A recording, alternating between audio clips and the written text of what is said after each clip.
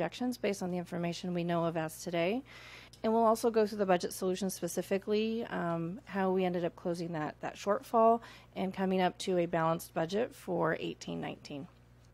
And then we'll go through the recommendation. As you see here with the timeline, back on June 25th, there was initial budget adoption that was shared with the board. Based on the information that was available at the time, there were still some things that were moving in terms of the governor's approval of the budget, but we had to progress with the work based on the information that we knew from the May revise. With those changes, once the governor's budget was approved and signed, there's a 45-day, and again, these are all milestones that are in alignment with education code and certain dates that we need to submit that to the board to review. On August 13th, we provided an update in terms of one-time monies. As an example, was originally built into the budget at $344 per ADA, and that was accounted for down to the $184. That's one area that upon the county office review of the budget, they noted that the revenues were overstated based on June. And then we also shared with the board the cost of living adjustment. There was a slight uptick, what was included in June, so that was also included. And was also informing the board at that point in time some information regarding unduplicated percentage that the external auditors had identified during their field work, about 895 students that impact the unduplicated percentage. Again, that was shared with the board at that point in time. And then in September, typically the unaudited actuals are taken to the board by September 15th. As we started to do the work in closing out the fiscal year, it was brought forward and we reached out to the county as soon as we saw the difference in terms of our bottom line, that expenditures had exceeded the revenues for 17-18, about $21 million, which also accounted for all of the reserves that were set aside at that point in time. So with that being said, we brought that to the board on the 24th because we needed a little bit more time to put that information together, and we had kept the county office advised of that timing. With that result of a negative $3.5 million operating budget and just a few of the reserves, not including the economic uncertainties, at that point in time, the initial review by the county office indicated a disapproval of our budget. And hence where we're at today. So from that time frame of September 24th to October 8th, and as Dr. Janney mentioned, we've been working very closely with all of our stakeholders, and the finance or the fiscal services team has been working very diligently with all those stakeholders to turn around a balanced budget that you have in your package there with the standardized account code structure report, known as the SACS. And again, that is in accordance with Ed Code. We need to present that to you and receive your approval so that we can submit that to the county office this evening via electronic, and then also a hard copy will be delivered tomorrow. Because now the county office has until November 8th, again in accordance with Ed Code, to review that budget and provide their final decision. What we'll go through here in the next few slides are the assumptions that were taken into account as we reconstructed, rebuilt, different ways of kind of viewing how we looked into looking at that June budget. Now that we have a little bit more information with the governor's budget being approved, we start with our local control funding formula. That is our largest source of funding here at the school district. And so we worked collaboratively because these numbers are not just the fiscal services numbers. These are numbers that are owned by various parties throughout the district, and that we will periodically, through our different reporting cycles, such as first interim, second interim, keep the board apprised and the public apprised of the latest information that we have. So what this table indicates are the key factors that we look into for funding purposes for LCFF. Enrollment is one driver, but certainly from what districts get paid is off of the average daily attendance. So we worked closely with our IT department, our facilities planning department, and our research and evaluation department to come up with those percentages of average daily attendance for our 7th and 8th grade grade span of 97%, our 9th and 12th grade of 95%. Now, Dr. Fulcher, as an example, has been working very closely with the ASB presidents. There's an attendance awareness initiative or campaign that has been communicated out to schools, and that's something that we certainly are looking forward to benefiting from that process. So we've got that factored in too in terms of those efforts, and we know that the ASB presidents, along with the Student Support Services team, is going to be looking at that periodically. So we're going to look at that data through the reporting cycles. Also, the unduplicated percentage. We've got the adjustment here based on what the external auditors had provided earlier this year. But just as a note, we've got single year currently and then the out years. How school districts get funded are based on a 3-year average. So we've got that also noted accordingly. Well, one other key variable that's not related to district factors and things that the district can somewhat control is the cost of living adjustment. That is, and as I noted there, is included in the adopted state budget. That is driven by the state, and it's one of those key narratives that I want to put in context as we go through the subsequent slides, because these numbers change. But in these out-year projections are the best information that we've received either from the Department of Finance or from School Services of California. But we do have the budget built in with this revised number of 3.7%. And here's this particular slide provides that historical context. As you see, starting in 1314 when LCFF was implemented by the governor and the state legislature, we started with 1.56%. But as you can see, just a few years later, it was only 0%. So our funding formula in 1617, as an example, was dependent on our particular factors here at the local level. At the state level, it was 0. One thing that I'd want to point out with that year specifically, the pension cost just for STRS alone went from 10.73 to 12.58%. So just that gap and that difference in that percentage, school districts didn't receive COLA to even support that, let alone the subsequent assumptions that we have with ongoing consumer price index changes with different supplies and categories of services. So it's something to keep in mind. It's key to the narrative of how we get funding and how we spend our dollars. What I'd like to highlight here is going into 1819, LCFF or local control funding formula is fully implemented. This is one of Governor Brown's top, or was one of Governor Brown's top priorities. It's tied to his legacy as governor, and it was intended to be fully implemented by 2020-21. Certainly we welcome that it's been accelerated by 2 additional years, but just something to also put in perspective is LCFF gets school districts back to 2007-8 levels, funding levels.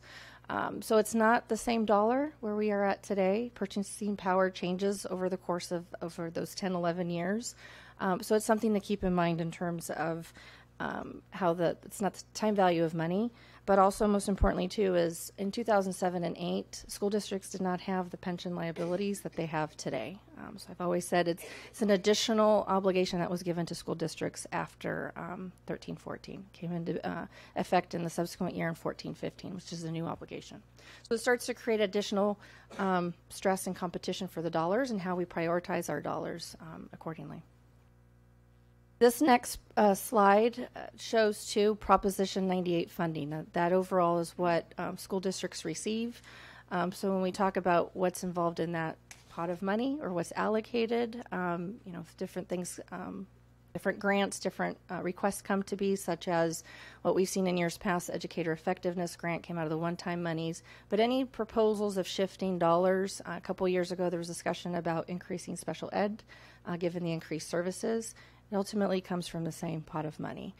So what was included in the 18-19 budget for school districts was $78 billion.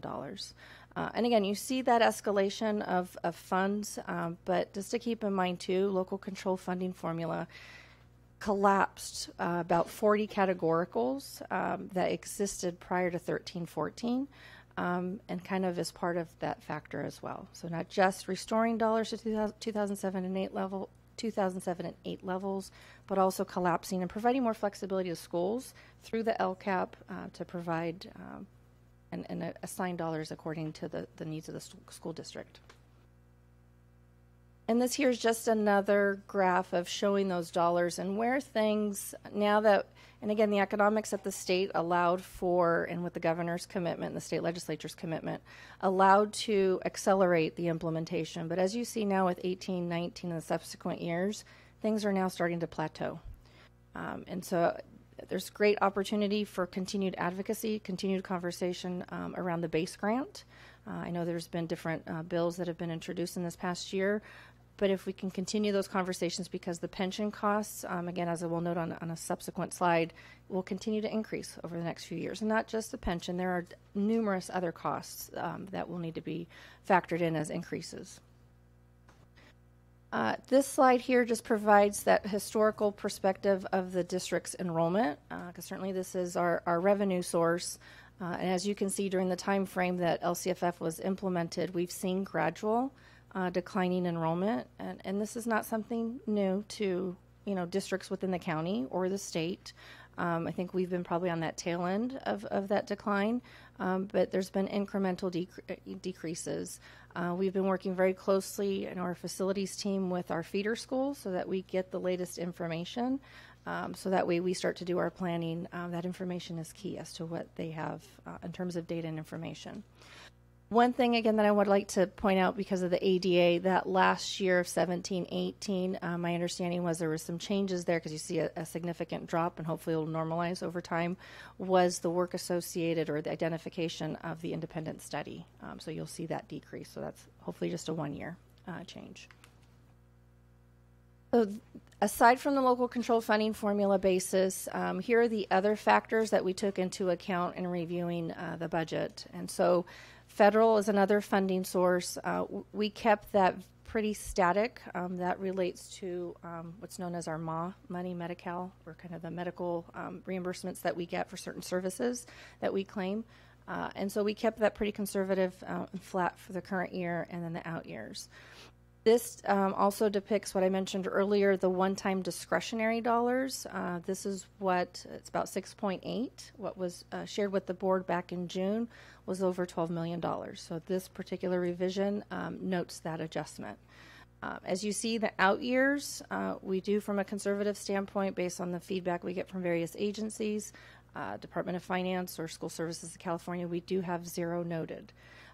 Please note that could change when we get the new governor's budget come January. There could be some one-time monies. Again, it's something we need to track to see how cash receipts or all the tax revenues are coming in, and perhaps we might see something there. So it's not a guarantee. So we just want to note that. The lottery monies, the mandate block grant monies, those are all, again, noted from the governor's budget. So we've got those dollars and what we anticipate receiving from the district based on the current ADA. One new item that we've noted on here that, again, we were not aware of at the time because it was included in the approved budget was the low-performing student block grant.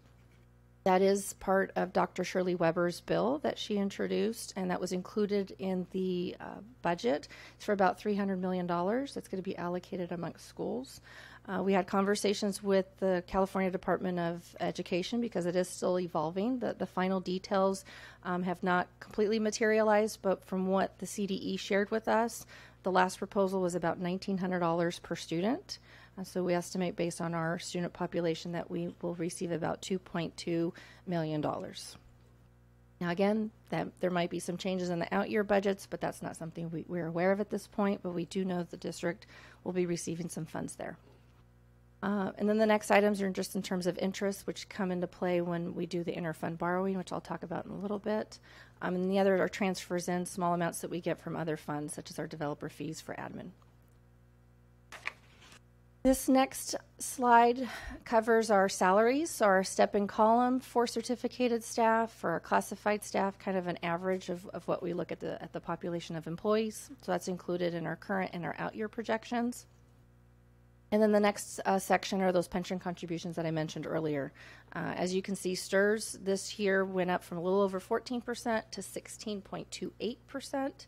And then the next year, as noted, and currently STRS is statutory. It's set by the state legislature, and it's set to 19.10% through 2021.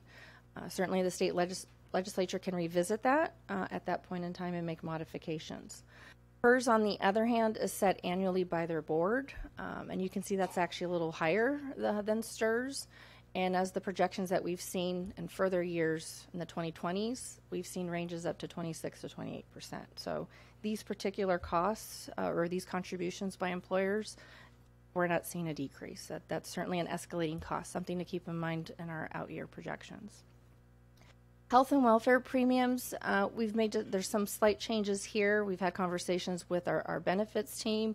We'll continue to have those conversations during the first and second interims, and then again, budget development for 1920. We do have district-wide, per our bargaining agreements, a little over $14,000 cap. But there is just a factor that we factor in based on our VIBA participation and if there's any rates to the plans. So there's a slight factor there. And then, as I mentioned earlier, too, these are materials and supplies and contracted services, CPI or Consumer Price Index. As you can see, those numbers are hovering about what we got for cost of living adjustment. So again, not factoring in from the other costs. Utilities, we also increased that budget given where we saw the actuals were in 17-18 because we had the installation of the HVAC and across the district, and we saw increased demand. So that is one area that we did increase in the budget revision. And we've been working very closely with our facilities team, with our director of maintenance, to periodically look at this data. Matter of fact, I've got a report today from staff that was shared with both the director and I to kind of see where the projections are headed, so we can continually monitor that. The next section is our transfers out and our contributions. So adult education is Fund 11 and cafeteria is Fund 13. These funds receive different funding outside of the general fund. These are set up accordingly. They're independent of the general fund. They receive their own block grants, or they submit through the U.S. Department of Agriculture through the CDE for the cafeteria. The intent is for those funds to be self-sustainable, and that's what we'd like them to be in terms of the districts, and how we can support those programs. Back in June, the adult ed had about $2 million contribution from the general fund. That is, again, those programs have to balance, and when they don't balance, general fund comes in and pitches in. So it takes financial resources from the general fund. These are areas that we certainly value and will continue to work with those programs on, but the intent with what we're presenting to the board is that we'd like for them to work accordingly to see if they can manage their budgets with less reliance on the general fund. So those are two key areas where there were changes from June. Looking at the contributions, special education, there was an increase from June of quite a couple $1 million because, again, we're seeing additional increases. And, again, this is not something that Sweetwater is immune to. All other districts throughout the state, local districts, and even throughout the country, we're seeing increased services required. Needs are increasing for our students. And so that amount is going to be increasing over time. We're working very closely with our team to see if there's some areas of opportunity, but those are the contributions there. Same thing with our career technical education and then our routine restricted maintenance fund. And as you see there, and I'll show in a separate slide, what were the required solutions for current year and then what we're projecting for the out years. Now, reserves, aside from an operating standpoint, these are also dictated by code. Based on our expenditures, the calculations is about $9.4 million for 2% economic uncertainties. And that number is, again, determined by the number of students that we have. We're over the 30,000 threshold, so we're 2%. Other districts are at 3%. And then we have other items that we factor in: revolving cash, inventory, school site donations. Those are set-asides. So this is one area that we worked very closely. Again, our priority was to get a balanced budget that we could submit to the county. But it was actually Wednesday this past week. Superintendent and I, we called the CDE late, about 9 o'clock at night one night, and we said, we've managed with all of our collective efforts to put together a balanced operating budget for 18-19, but where we're at right now, is it fair and reasonable to say, can we work on our reserves and have that factored into our out year projection as we do our budget development for 19-20? in the subsequent year, and that's what we did. We did receive some feedback from them, and subsequent they've had conversations with the county office and with FICMAT. So again, we wanted to ensure that we had our balanced budget, and then we would continue our work in our out years for that, to restore those reserves. So with that information, this slide here just kind of notes, where we were at our starting point operating at 3.5, and that's just, again, the operating budget. This kind of just shows the changes from revenues and expenditures from where we were at in June to where we're at today. Keep in mind that we did a lot of analysis looking at positions, costs, actuals, seeing how things were. So we added a few things, while at the same time, with those things that were added, we had to make those adjustments with Budget Solutions. So when you take that information, this slide just highlights all of our revenues, again, very, very high level, where it indicates we have an ending balance. So on column B8, we have about $365,000 surplus operating budget. So it's in essence a break even. And then as you can see, there's about $10 million of required reserves. But then when we look into the subsequent year, when you see column C5, we're going to need about 10.4. And again, this is based on current assumptions we know of today. It could change come January, it could change come May of next year or June. But based on the current information we have, and to ensure that we restore those required reserves, we'll need some budget solutions to be identified soon after with first interim of about 10 million, and then the next year of about 5, and assuming these are ongoing one-time solutions. And again, these next two slides are just to kind of depict how much is where our funding source is from. So this just indicates, majority of our funding is from LCFF, as I shared earlier, with very minimal from federal and other state. Our expenditures, between certificated, classified, and benefits. Again, we're a service provider. We have our staff providing student services. So that's going to be our significant outgo. And one thing to note, unlike a traditional business, school districts live off of a fixed income. We can't pass on costs to our customers, our students, like you would with the traditional business. So it's just something to keep in mind as costs increase. We're on a fixed income, which can change throughout the year based on those variables that I mentioned earlier. So this next section are the specific budget solutions. What I want to highlight here is, as part of the work that we did, again, collectively, is looking at different areas, not only of new funding that we were not aware of back in June, that we were made aware over the summer, but also to looking at different categories of funds that are outside of the general fund. And that's where the complexity of school finance sometimes comes into play. There are different, as I say, buckets of money that have different restrictions or different uses. So as an example, Title I is very much tailored to free and reduced lunch for eligible students, students of poverty, tailored to that, so we can help support those students. Title II is primarily around professional development. So again, this will all tie to some of these areas where we had some solutions. Title III is tailored to our English learners. And then Title IV is a little bit more broad. It kind of looks at the whole student. It has different components with IT, different factors that we can include a little bit more broadly. So we looked at areas like that we could look at our LCFF supplemental, because 0900 is that resource for LCFF supplemental, and see where we can do some alignments.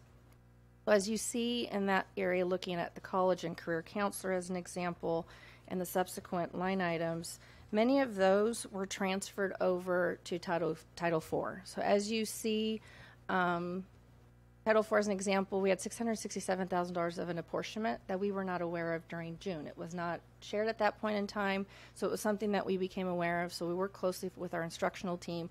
How could we use those dollars given some of these other considerations? Same thing with the Department of Defense. That's part of a 5-year grant that was awarded over the summer. And how can we use about $200,000 each year to repurpose some of those dollars? Same thing with that low and performing student block grant that I mentioned earlier. That was included. So we had about a little over $3 million of new funding sources that we could review and identify other areas to use those dollars. So these next items, some of them were either reclassed to Title IV, which is permitted. And one other thing I want to mention too is Title I, such as the AVID and summer school. We had about $2 million through our unaudited actuals process, $2 million of carryover of Title I. Given that a magnitude of an amount, we have to spend it in this current 18-19 year, because not only that, we had to submit a waiver to the state because we were over that 15%. And that waiver can only be granted every 3 years. So it's imperative that we spend those dollars. So this gave us an opportunity, knowing where our unaudited actuals ended, to reevaluate and see if these were items that we could reallocate, and that's what we did with summer school as an example. Other items listed on here, such as the CIS, that's an area that we're reducing. We're working with schools, and that'll be something second semester that we will be reducing by $629,000. Another area, going back to what Dr. Janney mentioned earlier, we've had a lot of collaborative conversations with our labor partners, and it does note on there pending negotiations. There are 2 days of PD, primarily for teachers, some counselors, and a few eligible staff members. And that's some dialogue that we're going to be having with our labor partners. So that's noted there. Same thing with a few other, like the central PD, that's going to be eliminated. So again, those are just areas of where we either reduced, eliminated, or reclassed to another eligible funding source. Same thing with induction. There's $670,000. That's our resource 4035, as noted on there. That funding source also had a carryover in 18-19. So that also gave us an opportunity to relook at some areas there that we have with SLT and subs. Rather than the general fund, could we use some of those dollars to transfer over to the funding source? And also, the last item on here with Fund 40, we had salaries and benefits, and working with our facilities planning team, that we have opportunity to move over to Fund 40 in lieu of the general fund. So we had that noted as well for a little over $300,000. The next section relates to staffing. We have noted on there that management and confidential would have reduced work year or furloughs, and that would be dependent on their, there's a tiered approach to that. So there's those amounts noted there. Substitutes and extra duty, hourly and overtime, as I shared with the board when we presented the unaudited actuals, that was an area that had been with quite a bit of overspend. So that's an area that we made some adjustments to the budget, but we see some opportunities in putting some controls in place and overseeing that and monitoring that with the schools and departments so we can control that. As well as some vacancies, new positions. What we're sharing right now is just for a matter of freezing those positions. So we can work with next steps with our labor partners and with others to manage those accordingly going forward. And again, reduction in contributions and transfers, I touched upon that earlier with adult ed and cafeteria. We've also been working very closely with special ed. There's some vacancies there as well. We're looking at about $2.8 million there. We've got books and supplies, some other one-time costs there we've accounted for, as well as some contracted services. We've already shared with our school principals about travel, food purchases, any of those type of things that those dollars and budgets have been reclassed. And then the other item that I'd like to share, so aside from the budget solutions, one area that in terms of fiscal solvency that a lot of parties look to, not only do we have a plan to solve, which we just presented in the prior slides, is the cash flow. Are we going to make our obligations to our employees, to our payroll, and also our vendors? One thing that I want to show, it's included in your packet as well, as we provided some cash flow analysis. And one thing that's very unique, our district does not go out for a tax revenue anticipation note. And that's because we have access to our Fund 49, which is our CFD, and that's all in accordance with Education Code. The board takes action every June in funds that they can access for cash flow purposes. The Education Code is very specific on the repayment plan of those funds, especially if you borrow it within the last 120 days of the fiscal year. You have the subsequent year to pay for that, and that's what you can you see here in the months of October, November, December. They're a little bit lower because we're repaying some of that from the prior year, and also the beginning of the year, because usually July and August, the cash flows tend to be a little bit decreased from the state because our apportionments are lower. But again, that's permitted per education code, and it's a much more cost-effective way, because right now a trans in the market is about 3%, where we pay, the district pays, or that particular fund, about 1.86. It's the going rate of the county pool, but it's much lower than going out for a trans. So there's some benefits, there's pros and cons to it, but right now it does help us manage our cash flow and our repayment, and our schedule does indicate that we'll be able to pay for that. And again, there's certain kind of peak periods, such as September. There's a little bit of an increase there because our apportionment doubled to about $22 million. We also had our EPA quarterly payment come through. And then you see typically in December and in June, we get our property tax payments, including our RDA payments and a few other things. So it's something we'll be monitoring very closely and to make sure that we've got all those repayments in place.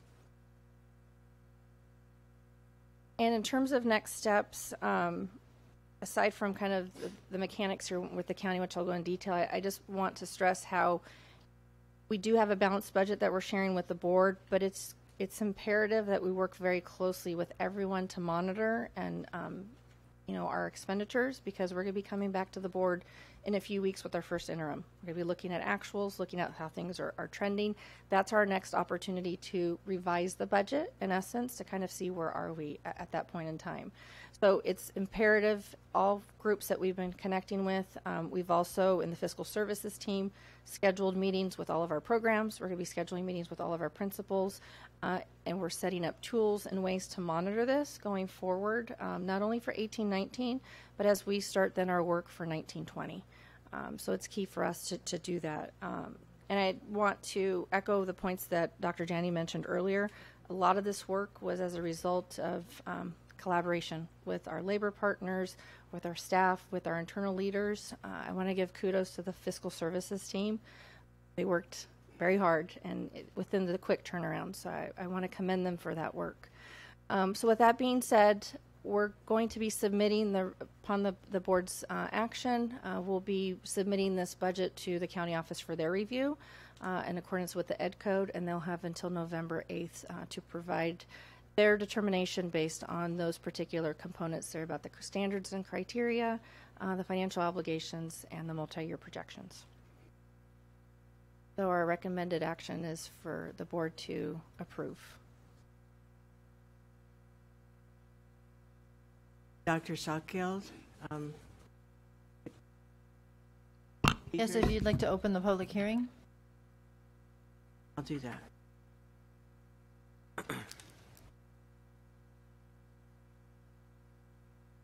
Did that. I will now open the public hearing on the 2018-19 revised budget. Maddie Adato. Hello, Board of Trustees. Thank you for that presentation. I don't know where she went, but thank you. Oh, I'm sorry. I don't even know where to start as this issue, but as usual, I'll be very blunt, honest, and factual. Could I have predicted we would be here 4 years ago? Yes. Especially with the borrowing that's been done from Mello to make payroll and expenses. I know it's legal, but when you have to borrow from a fund and keep the district afloat every month, that is what I've brought to the board's attention in the past. In order to negotiate the new benefits and contracts, there had to be a surplus somewhere that someone saw, besides the fact that we borrow every month from. 2 + 2 doesn't equal 5. So somewhere, somehow, someone made a huge mistake. Now, I know people are pointing fingers at Dr. Janney, and although the buck stops with her, she's not the financial guru. No offense. But there are another 4 sets of eyes throughout the years before it got to this point. There was the rest of the finance team during the past years. There was our internal auditor, Ms. Martinez, who I've said in the past I don't think she's qualified to do her job. Mrs. Hall, Mr. Segura, both of you sit on the audit subcommittee. Mrs. Hall, you demanded that Bill Koba sit on the audit subcommittee because his knowledge and probably your friendship with him put him on that committee, and he missed it too. You had a community member who wanted to sit on the committee with sufficient knowledge, and you wouldn't even consider their application. Would he have caught this? I guess we'll never know. And the final set of eyes, as Mrs. Shears will indicate in her speech, was the county. How are we supposed to trust any financials moving forward when none of the people looking at these items in the past noticed anything, and that the numbers that presented from the district to the community were true? What are we doing with our surplus property on 3rd Avenue? And I also noticed in all of the cuts, legal department has not decreased their budget. Ms. Carbuccia, with all due respect, you may be a very good labor negotiator. However, you are not a general counsel. I am asking all of you to look at the legal fees to outside firms and see what we pay in-house. What I'm trying to say, see if there are funds that can be cut there as well. Now, even before I was opposed to a new bond, I have just confirmed that this district is not ready to handle a new bond. Some of you dismiss Mrs. Shears and myself every time we question your authority or your decisions. Well, let me tell you something about our history and our track record when it comes to Sweetwater. We may not be at 100%, but we're almost at a 97. So I think you should start listening. Remember, we have nothing to gain. We only want to help. We're not the enemies, so don't let your egos get in the way of listening to what we have to say. Jason Lichter.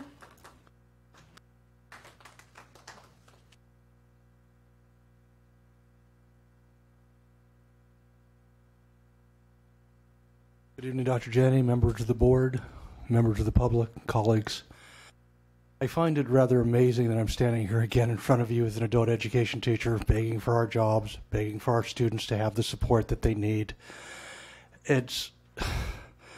I've been a member of this district for 25 years now, and adult education for 45, and this must be at least the 10th time that I've spoken to you begging you not to cut our budget, not to leave us in the cold, not to balance problems that are not of our making by having our colleagues lose their jobs, having our permanent teachers lose their hours, and far more importantly, having our students negatively impacted. We know how important the 7 to 12 is to this district. We beg you to remember that many, many of our students are the parents of those 7 to 12 students. They improve their lives economically. They improve their English language skills. They earn GED or high school diplomas. They become models for those students about the importance of education, and they support the education of their children as well. A second thing I would like to speak about is the ongoing issue with the STRS. We know that the district is in financial difficulty. We hope that this will not further send away the STRS problem and cause it to be further retracted. Most importantly, there are many of us, myself included, who are ready, willing, and able to retire. But we cannot because, frankly, we cannot trust the district will take care of our STRS once we are gone. Those colleagues of ours who have left in the last 2 years have still not been corrected, and so we wonder what will happen. A final suggestion would be to please consider an ERI. Perhaps that would encourage those of us to be able to retire, and many of our 7 to 12 colleagues to retire as well. That would open up some jobs and keep people from losing theirs. Thank you very much for your time. Kathleen Shears. In order to know where you're going, you need to acknowledge the facts of where you've been. This community questioned the accuracy of our financials long before you sat on that dais. This community does not believe this just happened.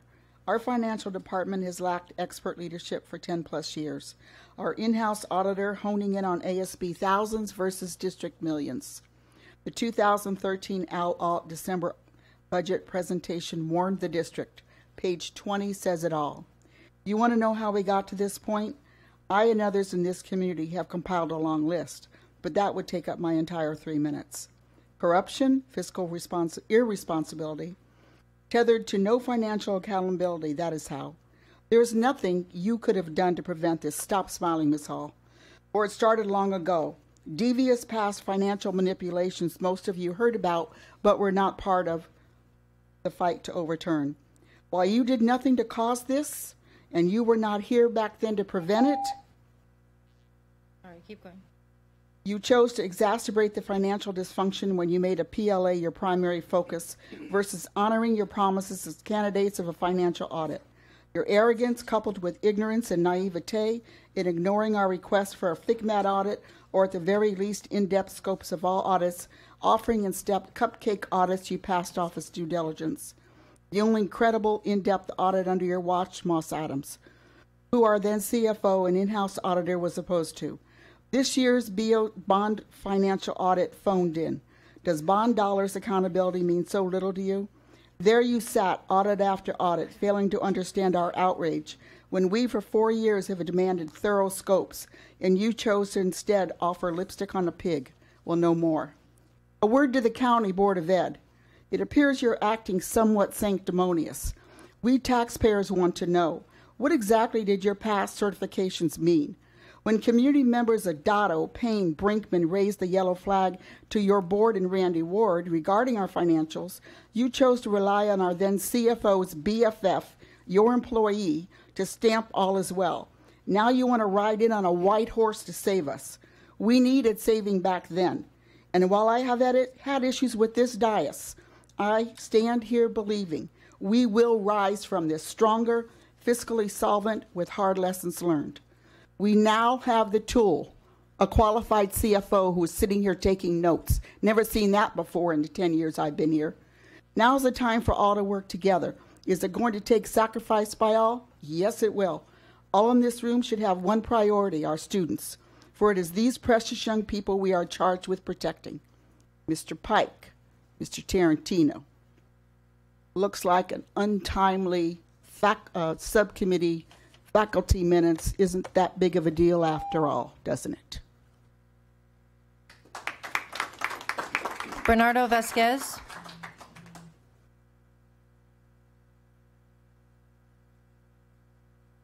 Good evening, Dr. Janney and board.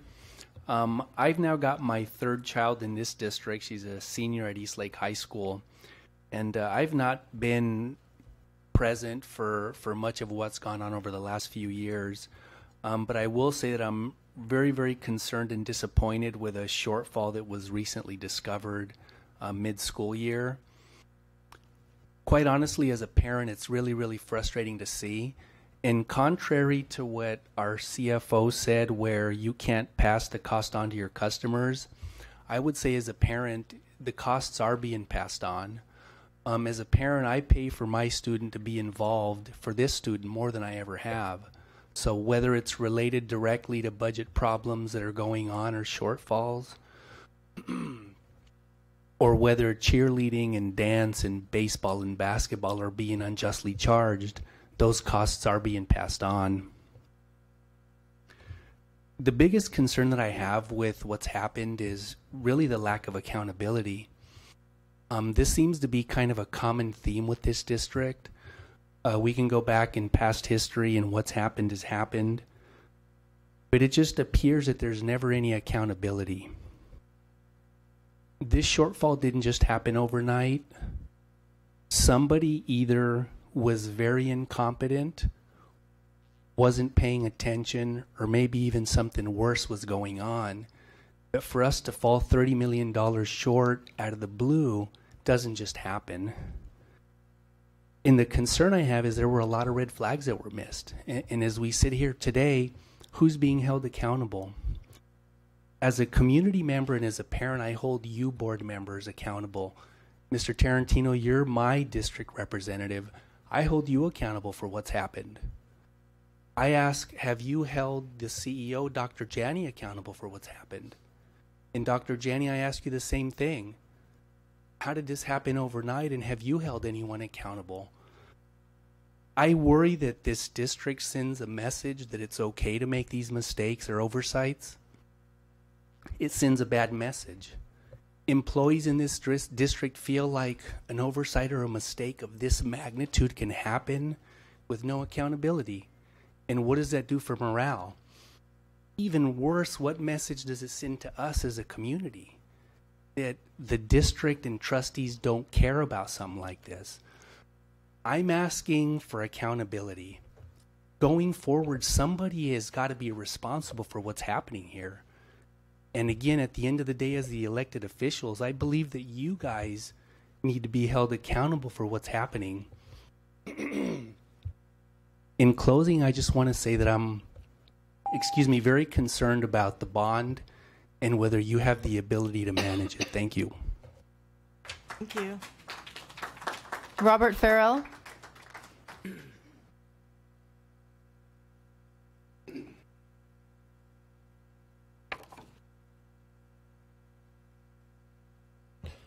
Dr. Janney, esteemed board, colleagues, cabinet.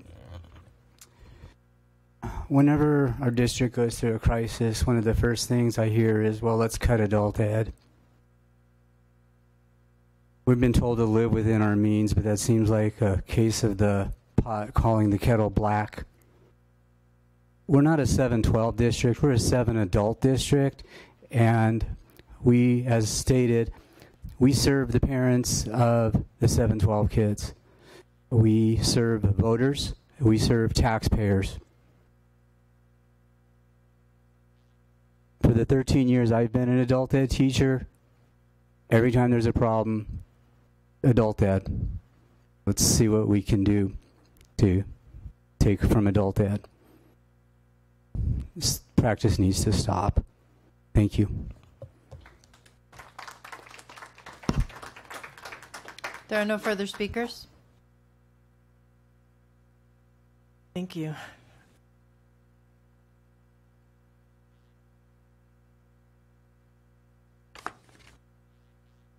So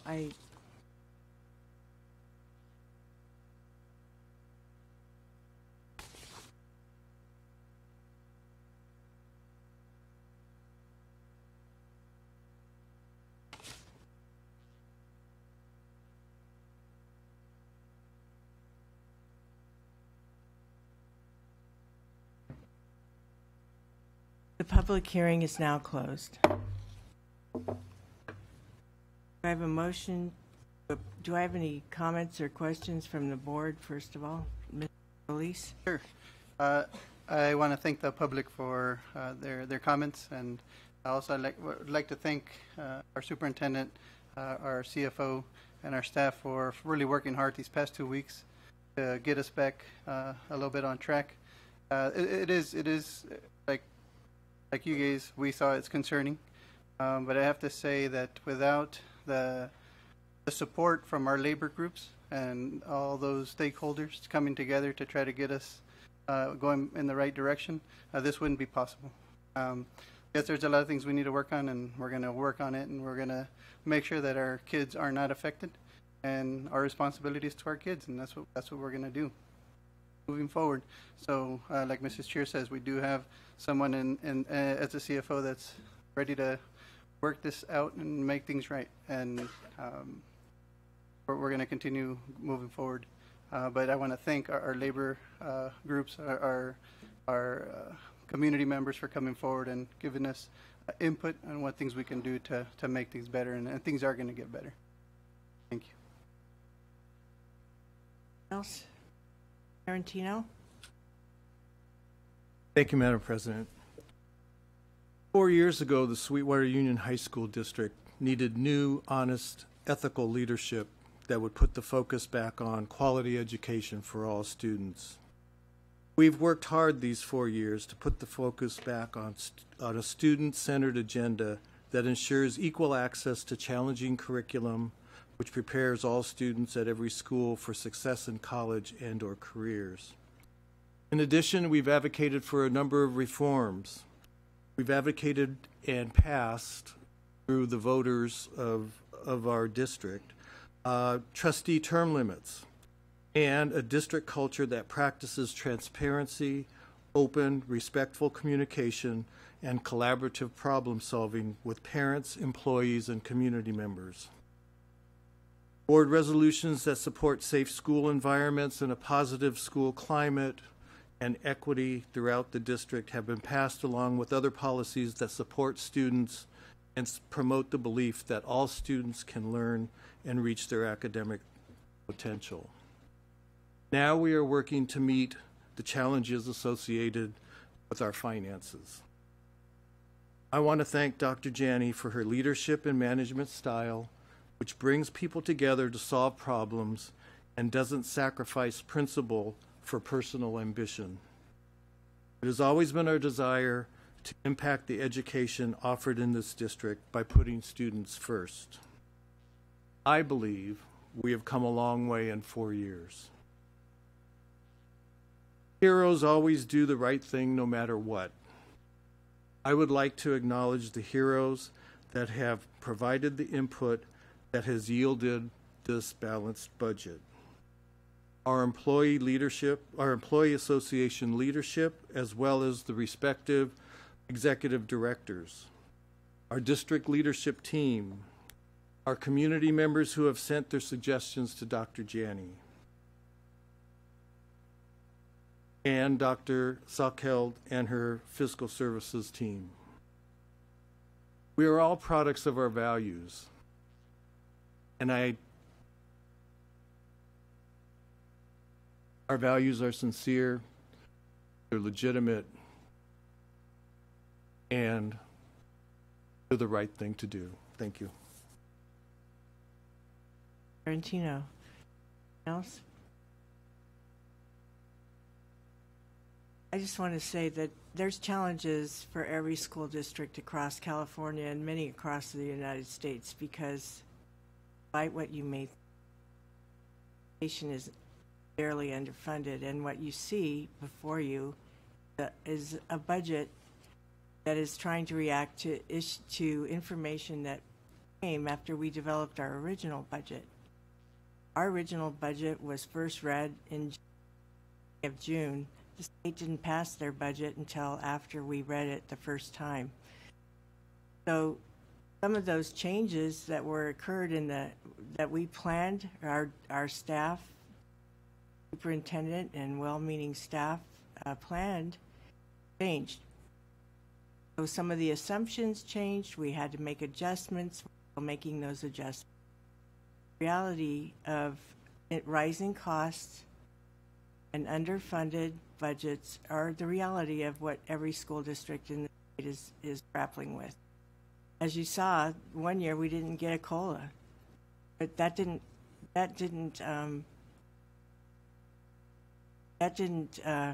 prevent the costs from rising significantly that year or the subsequent years.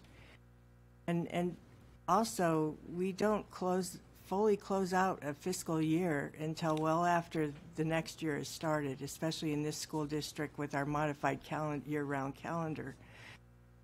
Staff has got to do a lot of work between closing out one year while developing a budget and launching that in the next year. And yes, there were challenges in there.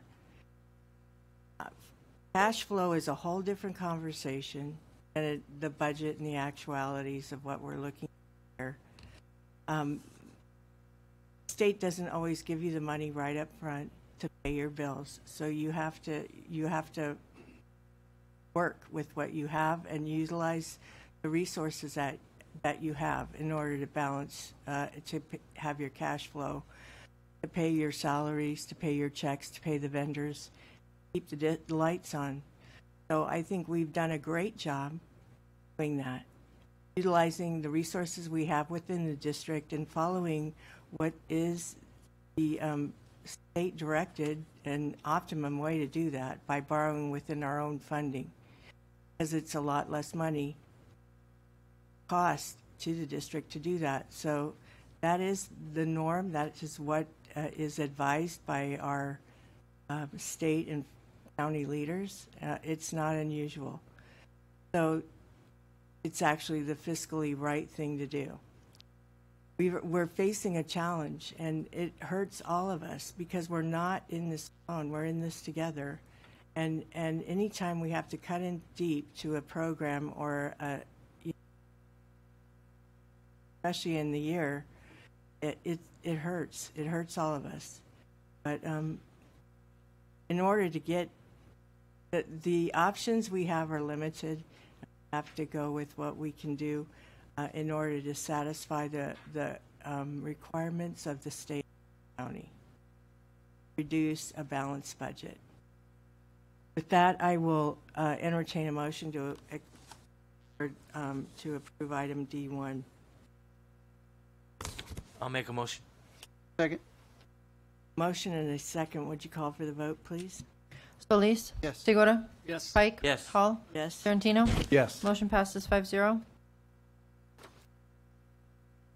So now, this is the point on the agenda where members of the public may address the board on any matter not on the agenda and have 3 minutes to do so. The Board of Trustees cannot legally take action on or respond to matters not posted on the public agenda, but will refer the matter to the Superintendent's Office for review and report. We thank you for your consideration. Kathleen Shears? This is the most difficult comment. My regard for teachers is well documented. My respect for labor unions and what they have done for American workers throughout history can be attested to as well. Under the last regime, the last board, we stood shoulder to shoulder with Sweetwater employees. We admired their courage and tenacity. We fought for them. When our unions questioned the financials, we began digging, and what we found we didn't like. So once again, we aligned with them, demanding fiscal accountability. We were a team. Yet under this board, this is not your fault. We, the community, have found ourselves alone. No support for in-depth audits. No support when we question payments for vacation disguised as hardships. I know and highly respect several of our union representatives, one of them especially. Having said that, relationships go both ways, and I am disappointed to see we are only a team when we agree on your issues. Speaking to the union here.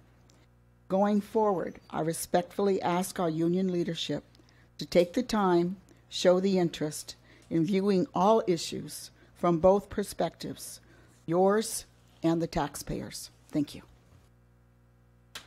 Stephanie Anaiji? Aurora Murillo?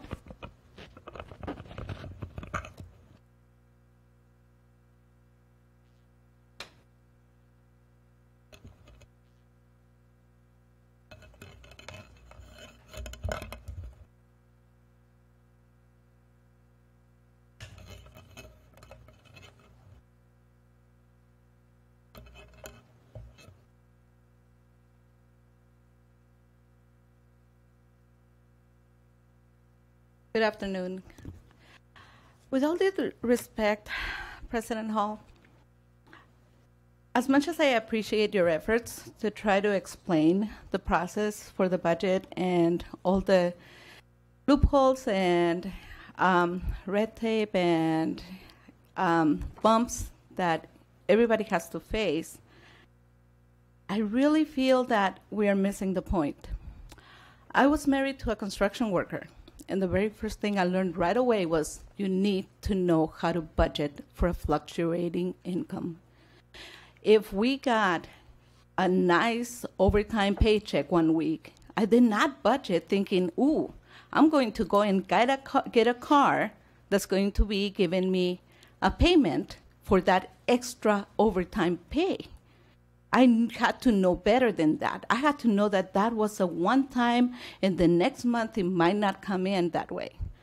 Over the years, in 20 years, only something years, that I've been coming to board meetings from elementary school districts until now, I can tell you that it's the same story. It's nothing new. It's history repeating itself.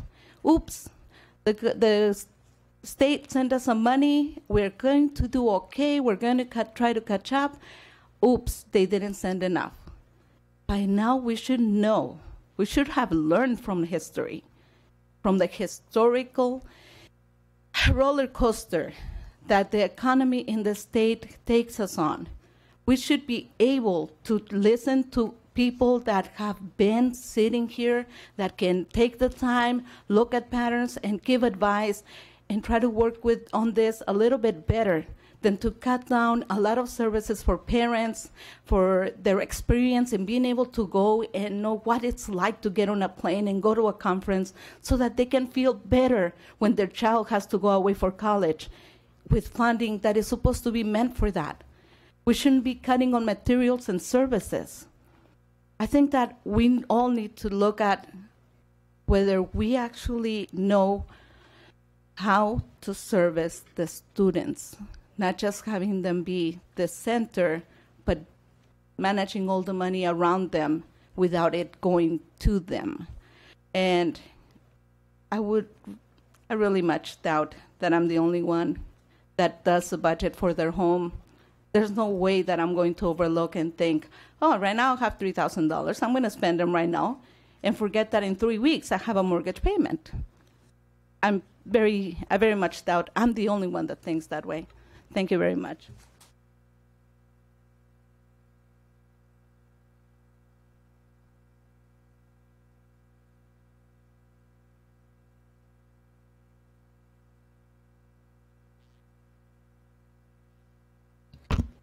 Bernardo Vasquez.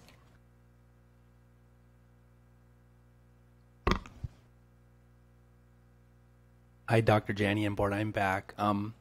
So the Melrose issue came up a couple of times earlier, and I've been living out in Eastlake since 1997 and have been paying Melrose basically for the last 21 years. And years ago, one of the prior CFOs had put together kind of an ad hoc Melrose oversight committee. And I know that there's been a lot of concern over the last few years with the way the district has taken money from that particular line item and used it to pay for expenses for the district. And I know a lot of us from Eastlake don't come and speak before you, but I do know that there is a big concern out there in the community. And I would just suggest that maybe you consider starting something like that up again. Some sort of a de facto committee that just gets an opportunity to look at how the money's being used, that really gives us in the community assurances that, yeah, there's a need to borrow that money. There's a good business reason behind it because of the lower interest rates that you pay. But I think it would make us feel better because all we hear is that the money's being used and taken from a fund that really is intended for the schools that our children are going to out there. And I think it gets a little frustrating as a taxpayer. Not only are we paying property taxes, but we're paying Melrose on top of that. And, you know, we see our school, for example, Eastlake High School, which is, I think it was built in '92. It's been overcrowded probably for the last 15 years. And so it's caused an extreme increase in deterioration of the school. And because we're not spending money to kind of keep it up, when I go to parent-teacher conferences or when we have the night where parents go to school, you can see the classrooms are worn out. And so we get concerned as Melrose paying a community that our money isn't being used what it should be used for. So with all that said, I would just ask that maybe you consider putting some sort of an ad hoc committee of parents just so we can be assured that the money is being used appropriately, that the money is being paid back with the interest that is expected. Thank you. No further speakers? Thank you. Clerk of the board, will you please read the items being pulled from the consent agenda? Yes, item F3 has been pulled by Mrs. Hall, Mr. Pike, and Mr. Tarantino. Item G1 by Mr. Tarantino. Item G6 by Mr. Tarantino. Item H1 by Mr. Tarantino. Item K2 by Mr. Tarantino. Item K3 by Mr. Tarantino. Item K4 by Mr. Tarantino and the public. Item M3 by the public. Item N1 by the public. Item P1 by the public. Item P2 by the public. Item Q2 by Mrs. Hall. And item Q3 by Mrs. Hall. Thank you. Do I have a motion to approve the consent agenda? I'll make a motion. I have a second. I have a motion by Pike, a second by Segura. Would you call for the vote, please? Solis? Yes. Segura? Yes. Pike? Yes. Hall? Yes. Tarantino? Yes. Motion passes 5-0. So now we have item G1. approve the agreement of services. F3 is moved till the end. Thank you. So item G1, that is approve agreement of services between Luther Social Services in Southern California, blah, blah, blah. That's Mr. Tarantino. You pulled that item. Would you like to speak? Yes, Madam President. My questions revolve around the fact that right now this is being offered at Castle Park, Chula, East Lake, Hilltop, Montgomery, Otay Ranch, Southwest, and Sweetwater high schools. They participated in this program last year, and then there's a statement that says for this current year, the program will be open to any high school that requests the service. And my question is, does that really mean that every school, all 13 high schools, if they're interested, can participate in this? Second question, if limited, will new schools coming on board be given the priority as opposed to the schools that participated in the last one? And in the three items that are outlined toward the bottom, item number 3 says that it's going to provide at least 5 educational classroom settings and 1 campus-wide wellness event at each of the schools to support the students and their families to follow their healthy behaviors. Is this going to be offered through the health classes, or is this a standalone class, or what does it mean when they say 5 educational classroom settings? Good evening, Dr. Gianni, board members, Mr. Tarantino. So this program, we've offered it pretty much every year since I've been here and previous to that. It does rotate amongst the high schools, and we do have the capability of serving many high schools. I'm not sure if all 13 at the same time. However, the way that it's been set up, it usually rotates through the high schools. This is based on healthy living, healthy choices, and it's based on the 5210 program through Scripps Mercy. And what it does provide lessons about healthy eating, nutrition, lifestyle through the health classes. Those sessions are offered. And then they also do a wellness fair at each of the sites. Okay, thank you. Anyone else? No. All right, I'll entertain a motion to approve item G1. I'll make a motion. Second. I have a motion by Pike, a second by Segura. Would you call for the vote, please? Solis. Oh, by Solis. Sorry. That voice sounded like Mr. Segura's. So, call for the vote, please. Solis. Yes. Segura. Yes. Pike. Yes. Hall. Yes. Tarantino. Yes. Motion passes 5-0. So now we all have item G6, approve the attendance of 50 parents to the Latino Education Summit. And that was pulled by Mr. Tarantino. Yes, Madam President, I have a question. In the past, when parents have been allowed to go to various in-services and workshops, I've heard complaints that parents who can't drive aren't able to go because they have no way of transportation. So my question is, do we provide transportation for the parents to go to these trainings if in fact they have no transportation?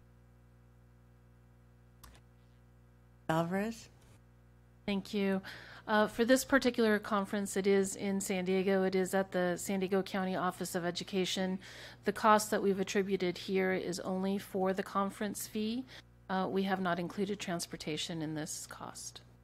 So for the parents who can't drive, are there other ways that they can get there? I mean, short of a bus? I mean, do the people who go, do they offer carpool opportunities? So I think that's something that we could support through our state and federal programs, in particular, potentially utilizing some of our Title I monies to support that.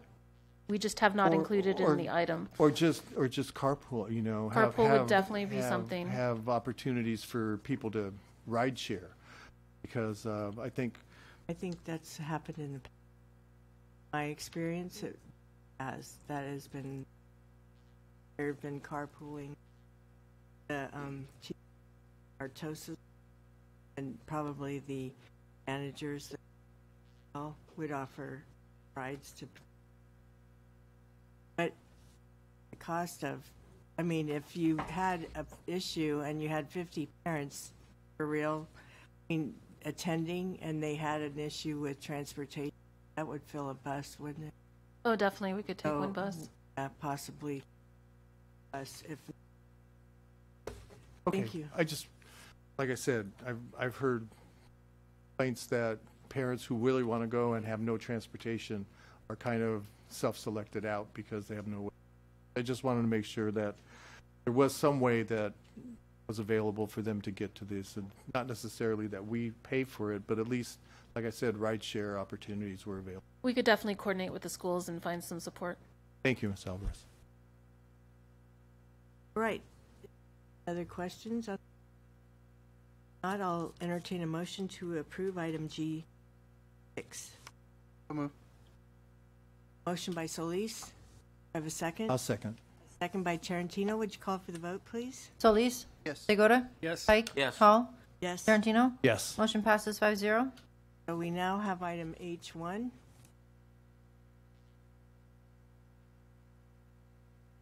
I'm up again. Yes. I was trying to look for the item, but I'm way off the agenda. Oh, there it is. Again, I have a question about the sites. This is a 3-year MOU, so it runs through 2021.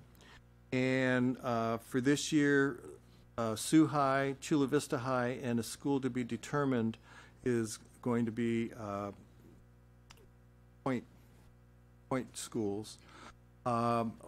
My question is, are these the same schools in the successive years of 19, 20, and 21? And if not, are they going to be rotated, and how is that decision made? Dr. Fulcher. The schools participating this year won't be participants next year, so that it will rotate, and the goal is for every school in our district to participate. Cycle through? Every high school for now. Because it's a 10th grade target population. Yes. Yes. Thank you, Dr. Fulcher. That's all, Madam President. Thank you. So if that's all the questions on this item, I'll entertain a motion to approve item H1. I'll move approval.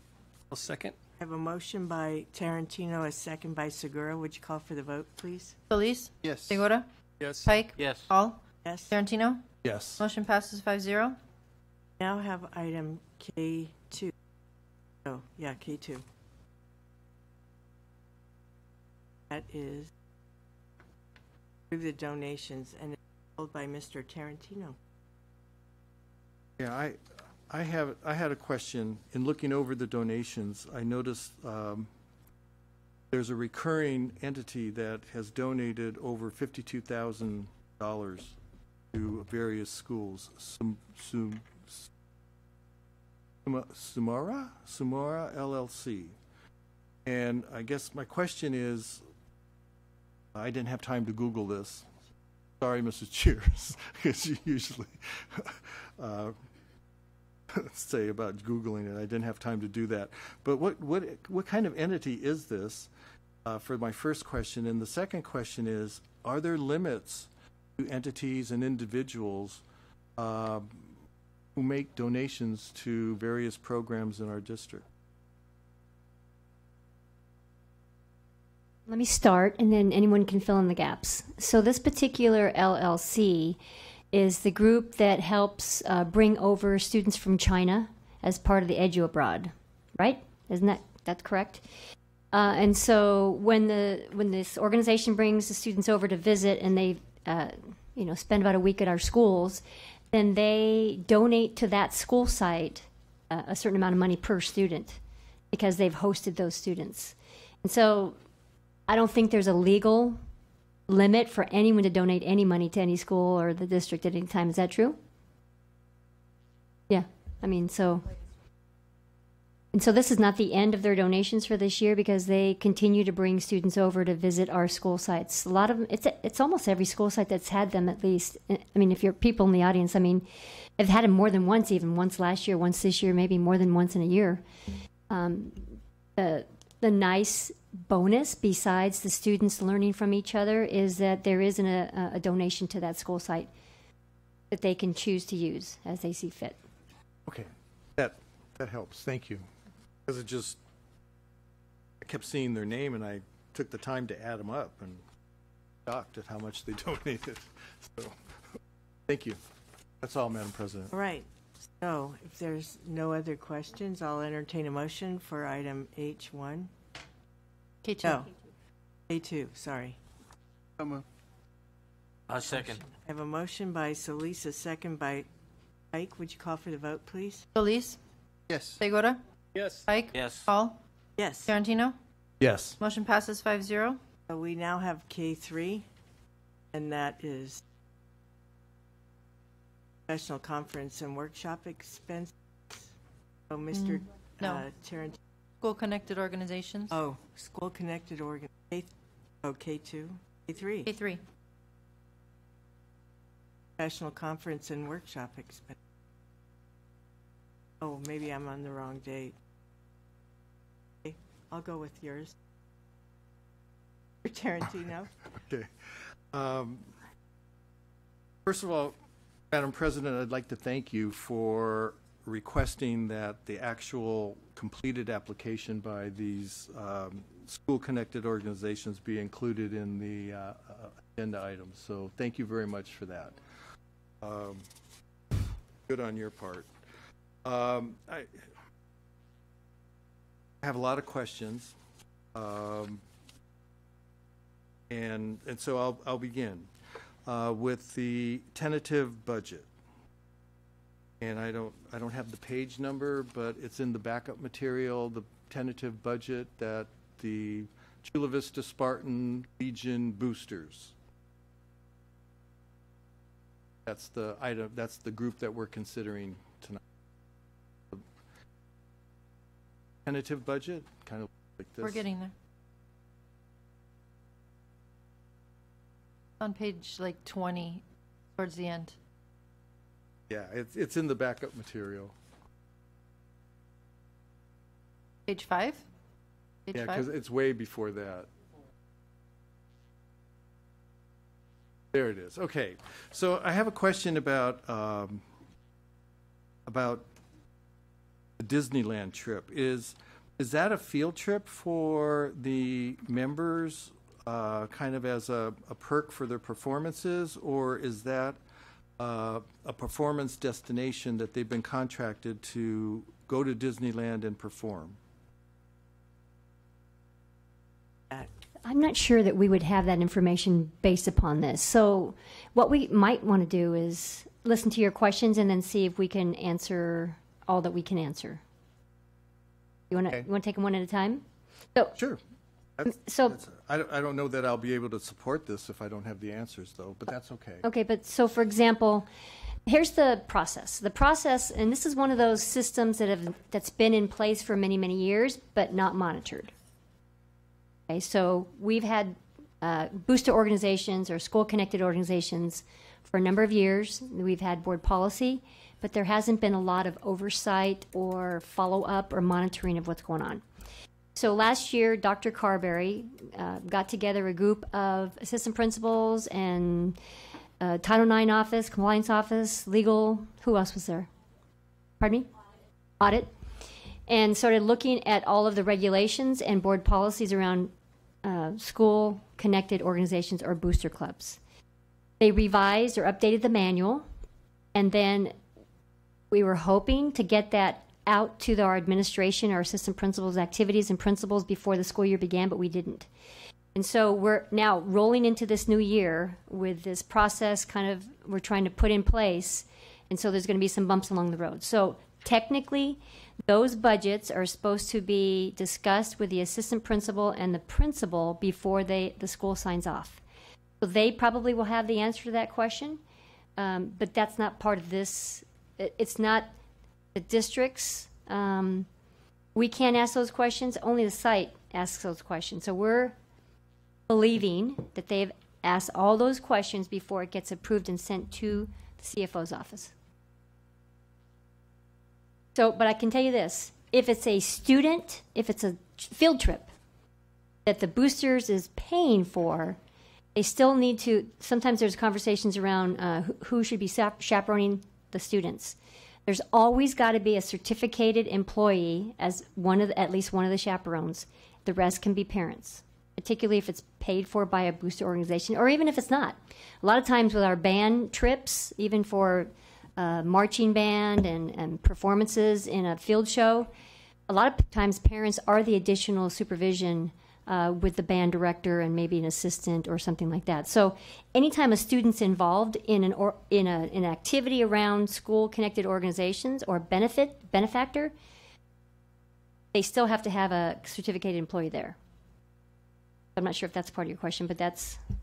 Yeah, that is part of my question, Okay. but with all due respect, that doesn't happen.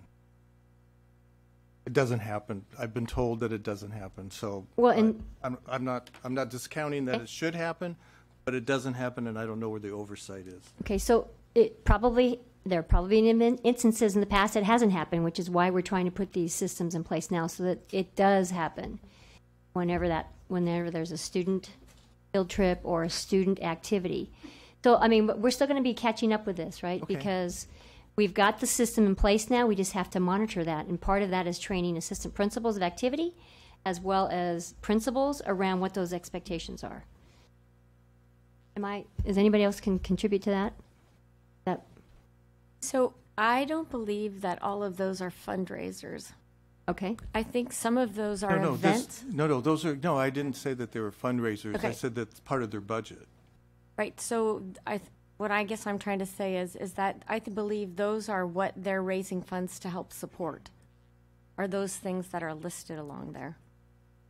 Okay, so let's take director of professional development, $1,000. So are they paying for someone to come in and help the Spartan Legion do whatever they do? I don't have an answer to that question. But now that I'm reading it, it's not like a director of professional development. I think it means professional development for the director, like the director of the band or director of the choir or the director of the dance program. I think it's, yeah, or it's, they're paying maybe for them to go to a conference or get some kind of PD. But that still has to go through us, and do we approve that as a board, or do they just say we're sending you to a conference? Because I thought that anytime they pay for someone to come in and provide a service, whether it be a choreographer or whatever, it has to be, they have to write a check to our finance department, and then it has to come to us, just like it would for any consultant. Is that correct? That is correct for that particular case. But in this case, it may be that they're paying for someone to attend a conference. Okay. So, Mr. Tarantino, the Booster Club funds that are raised are supposed to be donated to the school. So if they're raising it for this particular competition squad or for the music program, the money is, if it's raised to help pay for costs, is supposed to be donated to the ASB, to the funds to be spent that way.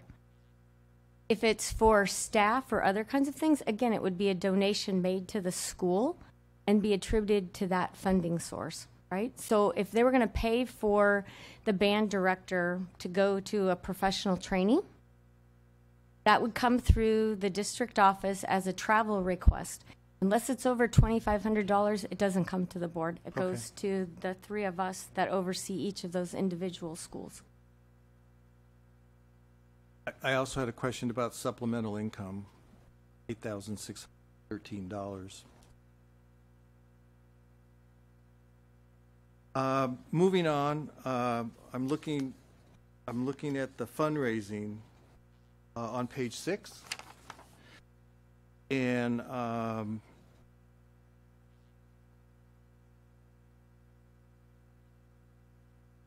okay. That's their in. The fundraising, who's doing the fundraising? Because there's, I didn't know what this Cherrydale catalog was, so I did Google it, Mrs. Cheers. And I did find that they are a fundraising company that specializes in various magazine sales, fashion, home and kitchen stuff, holiday gifts. So are the students actually going and I don't want to say hawking, but are they hawking these things? Or is it the parents that are doing it? Dr. Carberry? Thank you, President Hall. So anything that's generated by students, meaning if students are selling things, that money is required to go into the ASB account, not to the Booster Club. That's in the manual, very clearly called out. It follows Ed Code and Title V regulations under the THCMAT law. So I'm to believe that parents are selling magazines and fashion and home and kitchen gifts, and they're hitting up their relative. The parents are hitting up their relative. I do. My work. So the requirement is that if the money's going to the Booster Club, the money has to be raised by adults, not students. And so that then explains why for the cookie dough sales, it says specifically make sure that you separate the kids from the adults. Yep. Correct? Correct. The last thing is the logo. And so you could scroll down so everyone can see the logo. On the requirement checklist, it says picture of booster organization's name and logo. Use of the school's logo requires prior approval from the superintendent or designee. Then there's a place that says initial here if you would like to request the use of the school logo. That is blank. And yet I look at the logo, and I pass by Chula Vista High School on the way to the district office, and I see that head on the marquee. Not a great one of their logo, but it's close. It's very close. So my question is, how can they get away with that if they didn't initial where they said that they would like to use the school logo? So we'll have to follow up on that one. They were supposed to have submitted a waiver request if they're using the logo or the school name, the school like Chula Vista High School. They're not using Chula Vista High School. They can use Chula Vista Spartan. They can do that. But the logo is probably something we need to look at to see if it's actually really their logo or a reasonable facsimile. Oh, where's Chula? Right there. Not up there. It's up there. Chula Vista's right above me. Yeah, That's it's a different one though. That's not the one that's on the marquee. I'm sorry, it's that Spartan head. I mean, they do have a Spartan head too. They do have a Spartan head. So, like I said, we're going to find some bumps along the road and, making sure that we're looking at the logos. Either it's their, I know. It doesn't say high school, though. It doesn't say high school. Did you have something to add to that, Manny, or are you just pointing?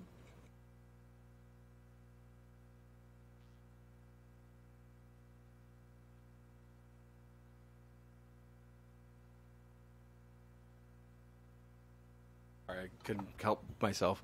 Good evening, Mrs. Hall, Trustees, Dr. Janney. Mr. Rubio. So these logos, what you see actually up here is a few years ago, my office, the Grants Communications Office, actually took upon ourselves to, sort of took upon ourselves, but we really wanted to create kind of official logos for across the board.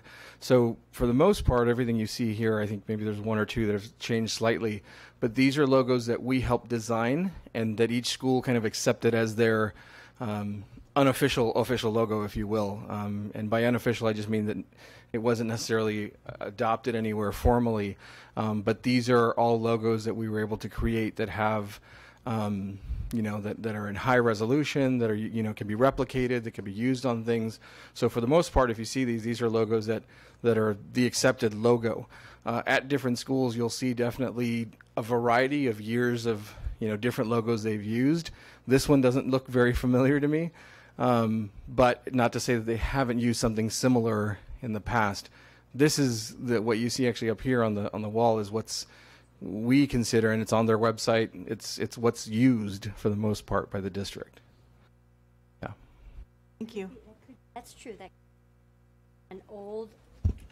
That could be an old logo because it does look familiar to me. I've been around a long time. So it could have been back in the days when I was in high school. But we'll check on that, Mr. Tarantino. We will. Yeah, and we can definitely share as well. We can help sharing with you all in terms of what are those logos that we've created. There are a couple, as I said, exceptions who have changed over the last couple of years. But again, it's usually school initiated, and they've asked us for help. But it's usually come through our office. Thank you, Manny. Yep. Oh, Madam President, that's all I have. All right, thank you. Good questions. A lot of things still evolving under this subject. Forward, we do. It will take work to continue to monitor and make sure that all the schools are informed and monitoring these things, and that booster clubs are actually.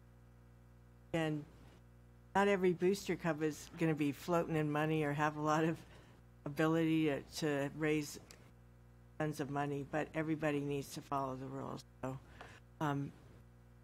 So now that we have no other questions on this item, I'll entertain a motion to approve A3.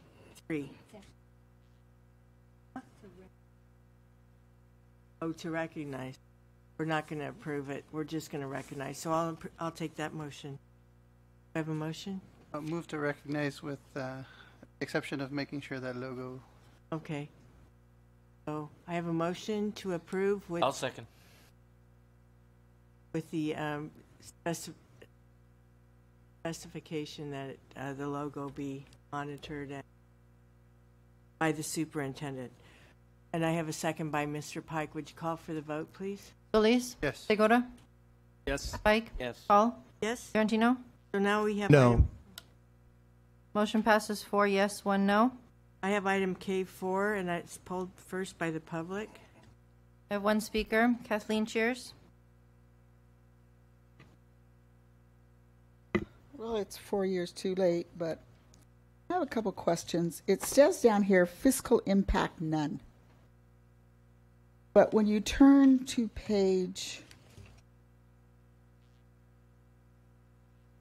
2, under project cost, it basically refers, B says the total cost of the service is 0, but A talks about daily rates and charges.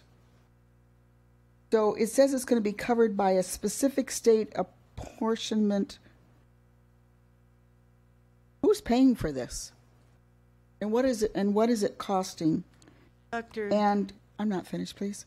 And Mr. Tarantino, Ms. Adato asked me to thank you for researching the agenda. Thank you. So this is part of the process. It's a new trailer bill. I don't know if it's a trailer bill. It's a new bill at the State Department. And I think they did this because as we get farther and farther into this budget cycles across the state, there are going to be more and more schools, districts that will be using FCMAT. And so they've got a specific apportionment from the state that pays for this. Okay, and so so we don't have to pay anything for it, which is a nice feature. We welcome their participation and their review of our fiscal health. We actually do. We really do. Thank you. Mr. Tarantino. Yes, Madam President, I just wanted to make sure that the board would receive a copy of the final disposition. I know that it goes to the County Office of Ed, the county superintendent, but I want to make sure that we get a copy as well. Dr. Lockeld? The document also will be made public on their website. So it is a public document that will be available to the public. So, may I ask you, anybody else have a question on that? Do you have a draft that comes to you? Or does it come out of a meeting? Don't know yet.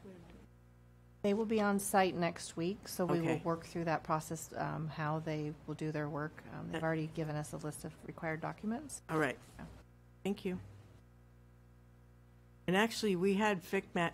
FICMAT was here at the, before we were on the board elected. There was an audit by FICMAT that was done of this district. We had the information on that when we were first taking office and drinking water out of a fire hose. That. So,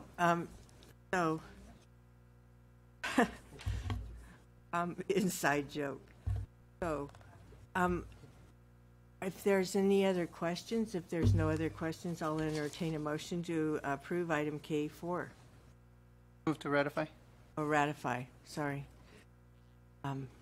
I have a motion to ratify by Mr. Solis. I'll Do I have a second. second by Mr. Tarantino? Would you call for the vote, please? Solis? Yes. Segura? Yes. Pike? Yes. Hall? Yes. Tarantino? Yes. Motion passes 5-0. Item M3, pulled by the public. I have one speaker, Maddie Adato.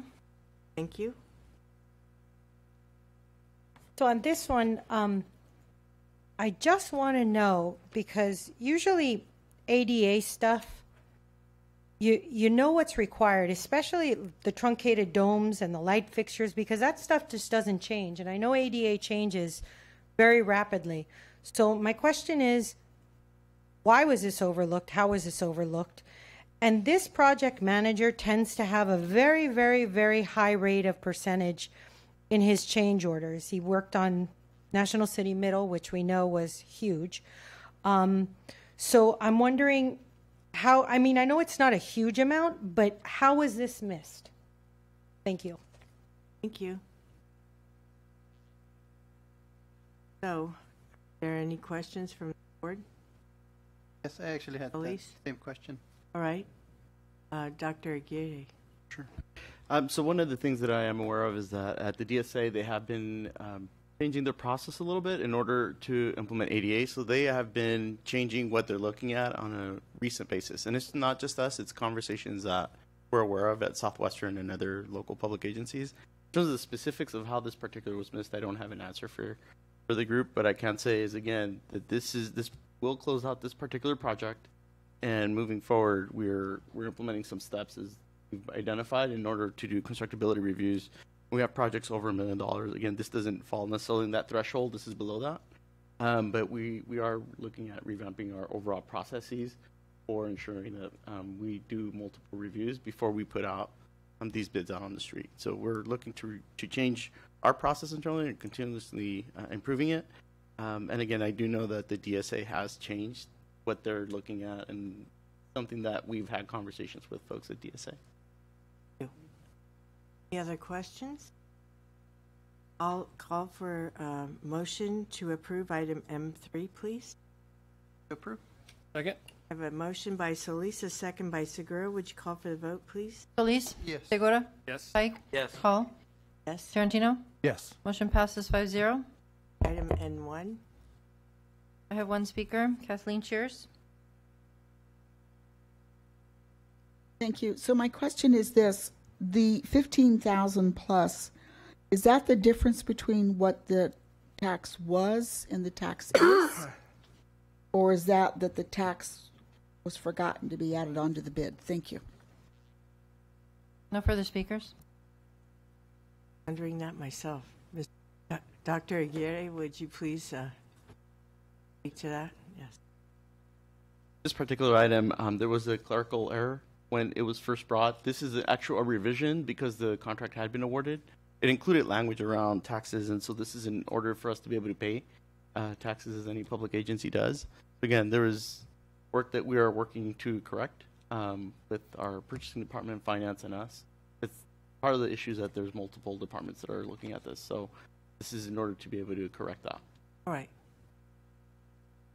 So it's an increase to the original contract, correct? All right. Thank you. Are there any other questions from the board? If not, I'll entertain a motion to approve item N1. Approve.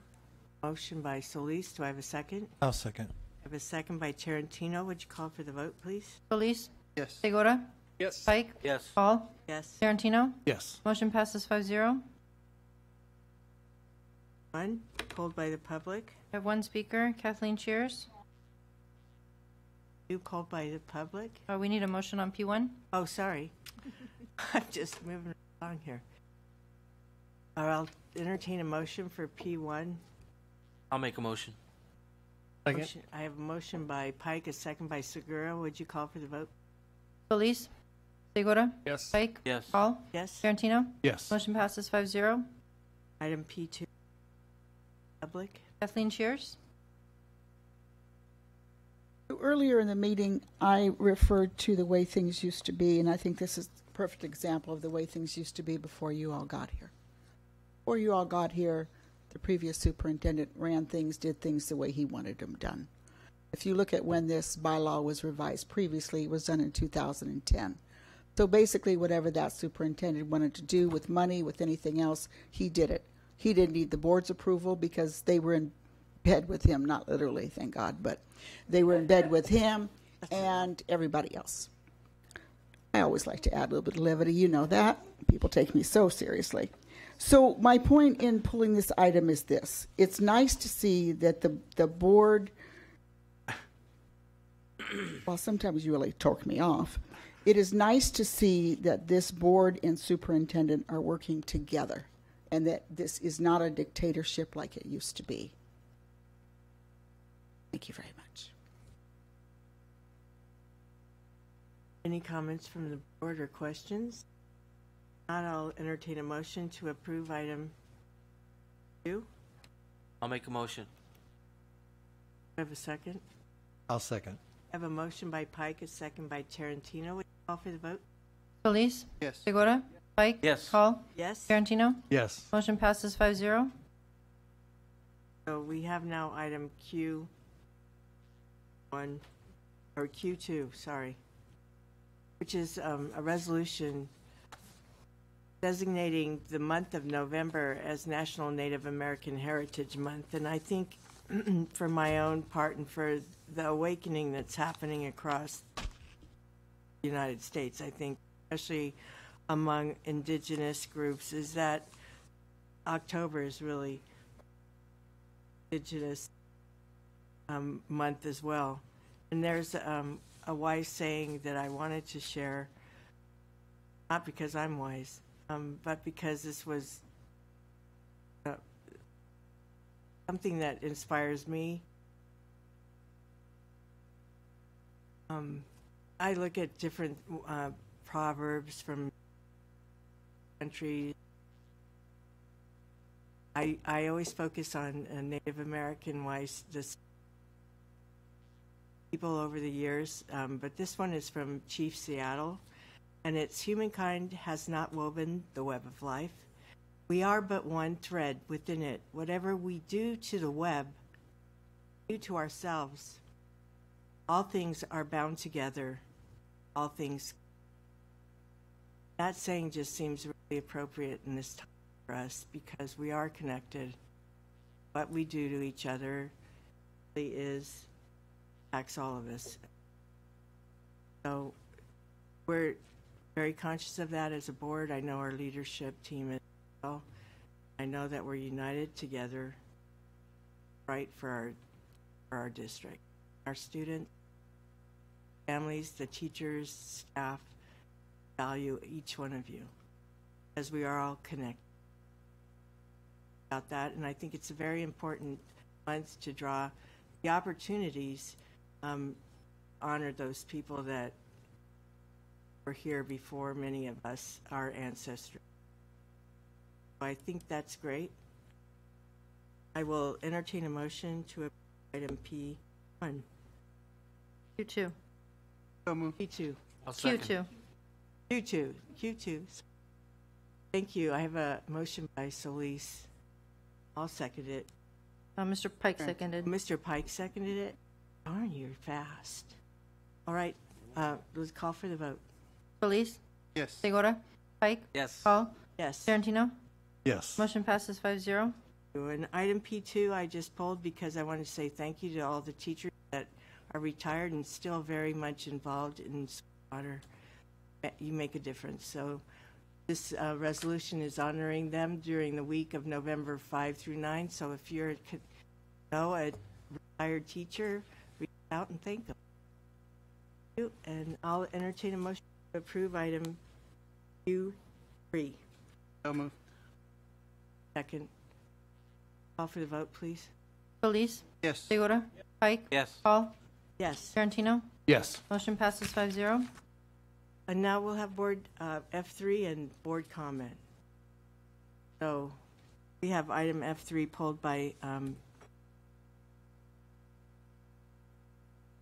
Tarantino and Mr. Pike. So we'll go. Okay. G1, G2, G3 are grants that are being given to our children, and what my question is can we see data for these grants? We have all these kids in the programs. What are they doing? Being successful? Is this grant, this grant right here, we had 6 kids go somewhere. I just like to see, we get all these grants all the time, but I never hear final product. So I'd like to see, how many of these grants are doing well and the kids are successful, and let's talk about some of the success. That's it. Oh. Yes, I have 2 items, Madam President. First of all, I would respectfully request that the superintendent and leadership team consider Mr. Vasquez's request feasibility of a Mello-Roos ad hoc committee. I know that this has come up before, and work out the details and see if it's feasible to even have that and what their role would be. The second thing is I'd like to make a request of our clerk, Ms. Vacito. She could research possibility or what would be involved in stepping back our stipend from $827 to the state minimum, which is $700. And the rationale for that is we've asked staff for a lot of concessions. We've asked our labor groups for a lot of concessions, and I think it's only appropriate that we also take a look at what we can do to show that we're part of this team and that we're all in it together. So I don't know what the feasibility of doing that is. I don't know if if there's legal implications. If we choose not to do it collectively, would there be opportunities for individuals who want to do that to be able to do that? I just think that we need to be involved in this as well, and I think we've always said that we would lead by example, and so I'd like that maybe through. I have to say, Mr. Tarantino, that we don't direct our. I'm sorry. Should have known that Thank since you. I've questioned you on that too, Mrs.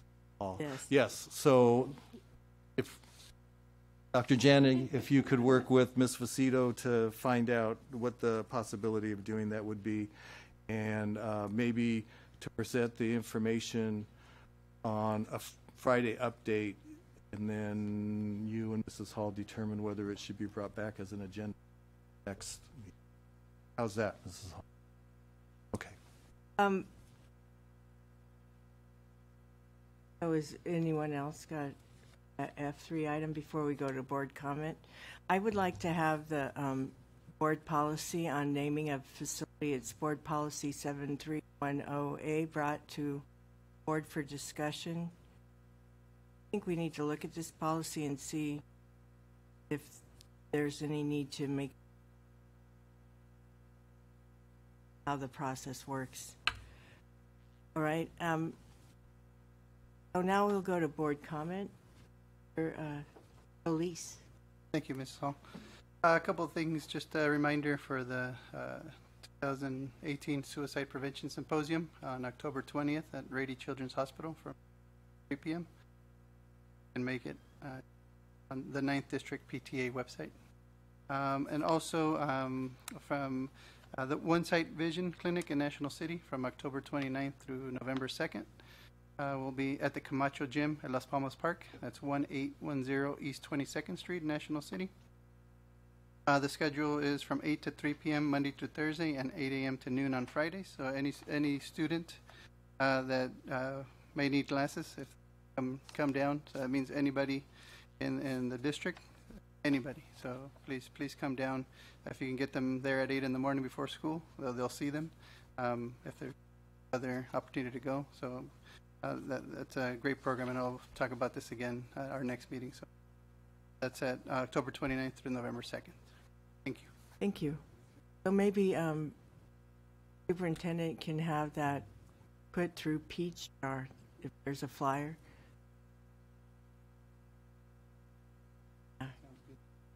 May I respond?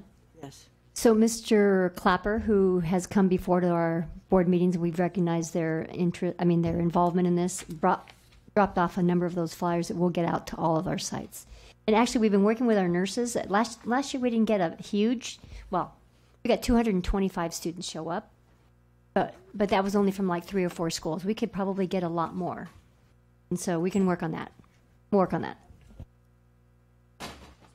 right. Thank you very much. Vera?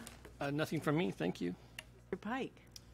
Yes, you know me, I don't talk very much, but I just wanted to read just a little caption of this letter. This is to the superintendent of San Diego County Schools. On behalf of the below signed associations, please allow this letter to serve as an acknowledgement that the recognized bargaining units of the Sweetwater Union High School District employees, we are all working collaboratively with the Sweetwater District to find budget solutions necessary to reach a balanced budget for the 2018-19 school year. Now, if that doesn't tell you that we are all working together, bargaining units came in on their days off to help us. The staff was here. We're all in this. And Mr. Cheers, you're right. The buck stops here, right here. And we know it stops here. But we're making progress all the time, and I think eventually we'll be on top and we'll be back to where we were. We just need to work more together to find some other solutions. But this here is the key with all these signatures. Dean and counselors, National Association of Government Employees, schools employees, California school employees, just phenomenal. Thank you very much. I appreciate all you guys' hard work. That's all. Thanks. Surely, we thank Tarantino. I think I've said enough for tonight, so I'll pass. Thank you. Right, I'm just going to say that I can't even. I think what we're trying to do is set ourselves on the right direction, and a budget is a plan. It's not cement, but it is the plan to bring us into balance. If we hadn't set aside before, we wouldn't have been able to get part of the resolution funded that we had. So we're doing the right things. And I was at, on Saturday night, I went to the Trail Beach, had their Symphony by the Sea, which was sponsored by the Port of San Diego and the City of IB and the Chamber of Commerce. And it was really great performances by San Diego State Wind Symphony. Their strings opened up, the string symphony opened up with some really beautiful music. And then Mar Vista High's band performed, and they did a great job. They stood the whole time in front of the curtain while they were changing out the next performers. So it was really great to see them there and to see their enthusiasm and to hear their music, and that was a great performance. And then they were joined by the San Diego State Brass or Wind Symphony called fight song. So that was really an enjoyable evening and a beautiful night to highlight our high school. So thank them for that and for their director, who did a phenomenal job. I enjoy watching her direct the students. So with that, we are now adjourned. To close session. We're going to close session, sorry. Don't wait up for us. I'll take